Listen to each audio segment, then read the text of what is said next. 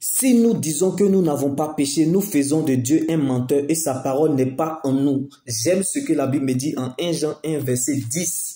Que celui qui dit qu'il n'a point péché déclare Dieu menteur et sa parole n'habite point en lui, bien-aimé. Donc, chaque jour est un jour de repentance pour un véritable enfant de Dieu. Donc, si tu es 3 fois saint, ne reste pas ici, quitte la terre, va au ciel, car la terre n'appartient pas aux parfaits, mais plutôt aux imparfaits. C'est pour cela la Bible va nous dire que Jésus-Christ est venu pour les pécheurs et pour le salut de notre âme.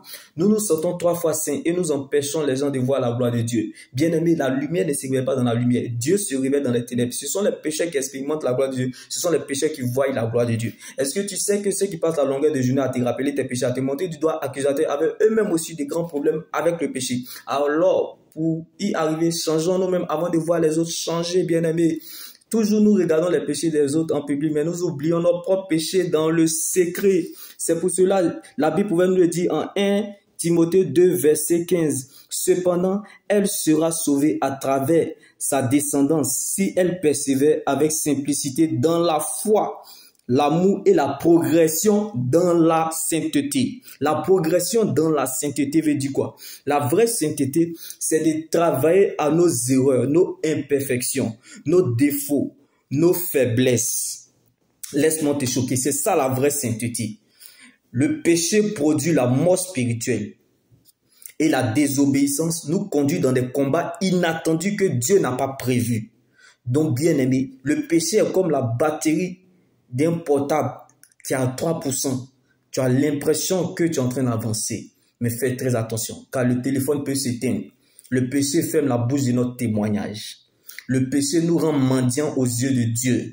Mais le but de Dieu, qu'un chrétien devienne disciple obéissant, de travailler à nos faiblesses, nos erreurs, nos imperfections. Donc même si tu es drogué, même si tu es prostitué, même si tu es tué, bien-aimé, sache qu'on ne jette jamais l'or qui est souillé de la boue. Donc dans tes péchés, dans ton incapacité, dans tes erreurs, mon Dieu me dit qu'il t'a choisi. Car Dieu n'appelle pas les qualifiés, il qualifie ceux qui l'appellent. Dieu n'appelle pas les qualifiés, il qualifie ceux qui l'appellent. Dieu ne choisit pas les appeler, mais il appelle ceux qu'il a choisis.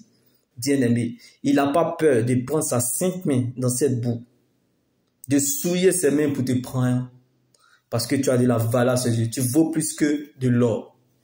Comme Abraham, qui était dans l'idolâtrie. Ses parents furent idolâtres, mais il a fini le père de la foi. Donc on peut avoir le même corps, mais l'intérieur qui a changé. On parle de la nouvelle naissance. C'est Jésus-Christ qui a fait le son.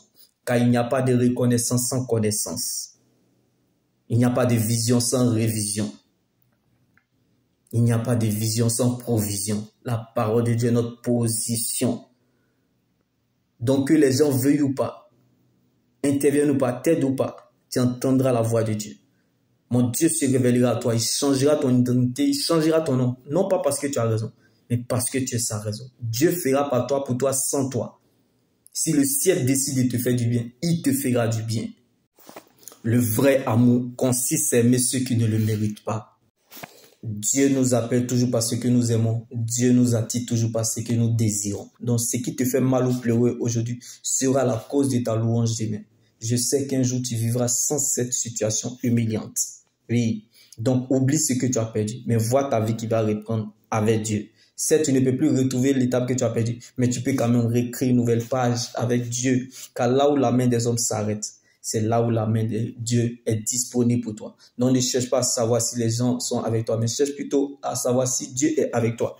Si les gens n'ont rien à faire avec toi, c'est que Dieu a quelque chose à faire avec toi. Viens voir, va et raconte la parole de Dieu. Elle est la seule terre solide sur laquelle nous pouvons nous tenir. Personne ne peut t'aimer comme Dieu peut t'aimer. Personne ne t'a aimé comme Dieu t'a aimé. Car il est celui qui te montre sa face lorsque tout le monde te tourne le dos. Il est celui qui te cache lorsque tes ennemis te cherchent. Il est celui qui voit la fin avant le commencement. Donc attache-toi, sois sage et patient, car le temps finira par te donner ce qui te revient. Jésus-Christ est la finalisation de ce qu'il commence. Les hommes ne peuvent pas t'apporter l'amour comme tu le conçois, car ils peuvent deviner ce que tu veux, mais ils ne connaissent pas réellement ce que tu veux. Seul Dieu sait.